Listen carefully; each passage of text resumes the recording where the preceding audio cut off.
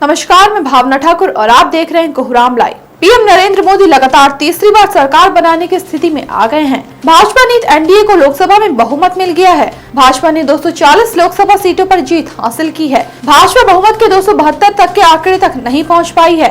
अब सरकार के गठन के लिए उसे राजद के अपने सहयोगियों के समर्थन की जरूरत होगी। भाजपा नेताओं का कहना है कि भाजपा की 240 सीटें पूरे इंडी गठबंधन से भी ज्यादा है। लोगों ने स्पष्ट रूप से पीएम मोदी पर विश्वास जताया है। हम विकसित भारत के लिए काम करेंगे। इससे पहले आज मंगलवार को पीएम मोदी राष्ट्रपति द्रौपदी मुर्मू से मिले। पीएम मोदी ने केंद्रीय मंत्री परिषद के साथ अपना इस्तीफा सौंप दिया।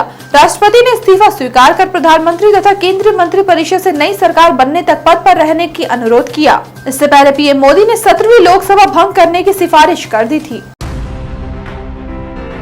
रात के अंधेरे में तार काटकर बॉर्डर क्रॉस कर भारत में घुस आई 3 बांग्लादेशी लड़कियां आज राजधानी रांची में पकड़ी गई। ये तीनों रांची के बरियातू थाना क्षेत्र के बाले रिजॉर्ट हिल व्यू रोड से पकड़ी गई। भारत आने के बाद तीनों ने अपना नाम तक बदल लिया था। शुरू में तीनों ने अपना नाम पायल दास, अनिका दत्ता एवं खुशी बताया। इनके पास से फर्जी आधार कार्ड तक मिले। सख्ती से पूछने पर खुलासा हुआ कि इन तीनों का असली नाम निम्पी बरुआ उर्फ पायल दास, सरवीन अख्तर उर्फ अनीता दत्ता एवं निपा अख्तर उर्फ खुशी है। इन तीनों का इरादा भी नेक नहीं था। तीनों गलत तरीके से यहाँ एंट्री करी। इन तीनों लड़कियों ने पुलिस को बताया कि उनके साथ 3 और लड़कियां प्रवीण, झूमा और हासी अख्तर रांची में कहीं पनाह ले रखी हैं। इनके पास से 4 मोबाइल फोन भी मिले।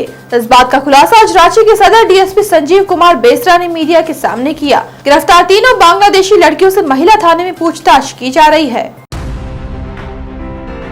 लोजपा प्रमुख चिराग पासवान ने कहा कि बेशक चाहे जो हो जाए, किसी भी सूरत में एनडीए का साथ नहीं छोड़ेंगे। जदयू के महासचिव केसी त्यागी ने कहा कि हम जनादेश का सम्मान करते हैं। जनता का फैसला सर्वोपरि है। जदयू ने एनडीए में रहकर भाजपा के साथ चुनाव लड़ा है और केंद्र में नरेंद्र मोदी के नेतृत्व में तीसरी बार एनडीए की सरकार बनेगी। तेलुगु देशम पार्टी टीडीपी भाजपा के बाद दूसरा सबसे बड़ा घटक दल है। इसके वरिष्ठ नेता कनक मेडला रविंद्र कुमार पहले ही साफ कर चुके हैं कि आंध्र प्रदेश में भाजपा और जनसेना के साथ हमारा चुनाव से पूर्व समझौता महज राजनीतिक अंकगणित की सौदेबाजी नहीं है, बल्कि यह विश्वसनीयता का गठबंधन है। एनडीए के तमाम दिग्गज नेताओं ने आज दिल्ली में आयोजित बैठक में हिस्सा लेने के बाद उक्त बातें मीडिया के सामने कही। बैठक में एनडीए के घटक दल जदयू, लोजपा, टीडीपी, जेडीएस और शिवसेना शामिल रहे। बैठक में सरकार बनाने को लेकर मंथन हुआ। बैठक में बिहार के सीएम नीतीश कुमार एवं टीडीपी प्रमुख एन चंद्रबाबू नायडू मौजूद थे। इंडिया गठबंधन की भी दिल्ली में बैठक चल रही थी। यह बैठक कांग्रेस अध्यक्ष मल्लिकार्जुन खड़गे के आवास पर हो रही थी। बैठक में इंडी गठबंधन के आगे की रणनीति पर चर्चा होगी। वहीं इस बैठक में नीतीश कुमार और चंद्रबाबू नायडू से संपर्क करने के बारे में भी फैसला होगा। इस बैठक में झारखंड के सीएम चंपई सोरेन और पूर्व सीएम हेमंत सोरेन की पत्नी कल्पना सोरेन ने भी शिरकत की। सत्ता की ताजपोशी के लिए 272 का जादुई आंकड़ा छूने के लिए इस बार भाजपा को नीतीश कुमार और चंद्रबाबू नायडू के सहारे की जरूरत पड़ेगी। इन दोनों दिग्गज नेताओं को साधने के लिए भाजपा ने अपनी ताकत झोंकनी शुरू कर दी है। ये दोस्ती कितनी दूर तक लग जाएगी, या भाजपा के लिए बहुत आसान नहीं होने वाला है। इस बार सहारे की सरकार चलाना भाजपा और मोदी के लिए टेढ़ी खीर के बराबर साबित होने वाली है। मोदी की गारंटी में शामिल कुछ मुद्दों को लेकर सहयोगियों के साथ खटपट होने के आसार है। खबर है कि सहयोगियों की डिमांड लिस्ट आ गई है। इस पर फैसला भाजपा के नेतृत्व को लेना है। उम्मीद है कि सब साथ बैठक करेंगे तो कुछ न कुछ रास्ता जरूर निकल आएगा। नीतीश कुमार भाजपा पर हर बार भारी पड़े हैं। वे अपनी कीमत बेखूबी जानते हैं। कुछ लोग भले ही पलटू कुमार कह उन्हें पुकार ले, लेकिन सियासी गणित में किंग मेकर की भूमिका में वे फिर से आ गए हैं।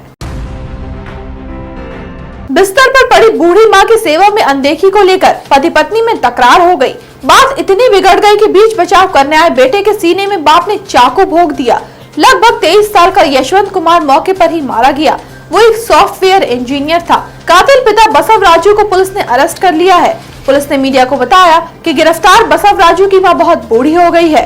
वो बेड रेस्ट पर है। उनकी पत्नी को उनकी सेवा करनी पड़ती थी। इस बात को लेकर दोनों पति पत्नी में कई दफा कलह हो चुका था। बुधवार की सुबह भी झगड़ा हुआ। गुस्सा आया पति चाकू लेकर अपनी पत्नी की तरफ लपका। तभी बेटा बीच बचाव करने आया और नाहक ही मारा गया। दिल को झकझोर देने वाली यह वारदात बेंगलुरु के पुट्टनहल्ली थाना क्षेत्र के जरगनहल्ली मोहल्ले में हुई।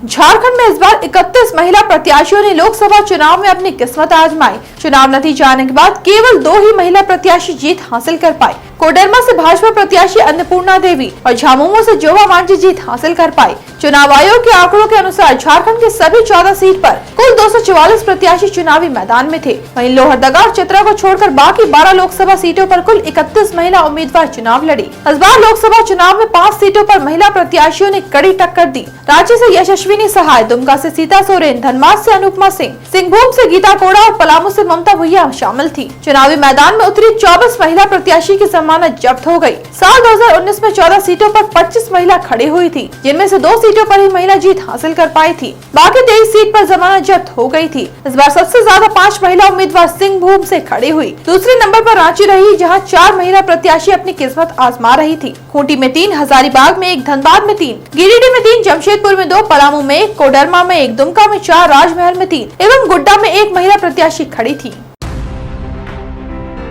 दिल्ली के सीएम अरविंद केजरीवाल को राउज एवेन्यू कोर्ट से बड़ा झटका लगा है। कोर्ट ने उनकी अंतरिम जमानत याचिका खारिज कर दी। आज उन्हें वर्चुअली रूप से कोर्ट में पेश किया गया था। अब उनकी न्यायिक हिरासत 19 जून तक बढ़ा दी गई है। मेडिकल कारणों की वजह से केजरीवाल ने कोर्ट से 7 दिनों की बेल मांगी थी। वहीं कोर्ट ने जेल प्रशासन को केजरीवाल की बीमारी से संबंधित जाँच कराने को कहा है। पेशी के दौरान केजरीवाल की जमानत याचिका के खिलाफ ईडी ने कहा कि केजरीवाल अदालत को गुमराह कर रहे हैं। ईडी ने इल्जाम लगाते हुए कहा कि लगातार चुनाव प्रचार कर रहे केजरीवाल की तबीयत तब बिगड़ी जब सरेंडर करने का समय आया। यहाँ याद दिला दें कि दिल्ली के सीएम केजरीवाल बीते 21 मार्च को अरेस्ट किए गए थे।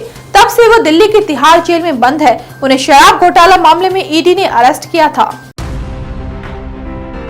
राजधानी रांची में मौसम का मिजाज कुछ अलग दिखा।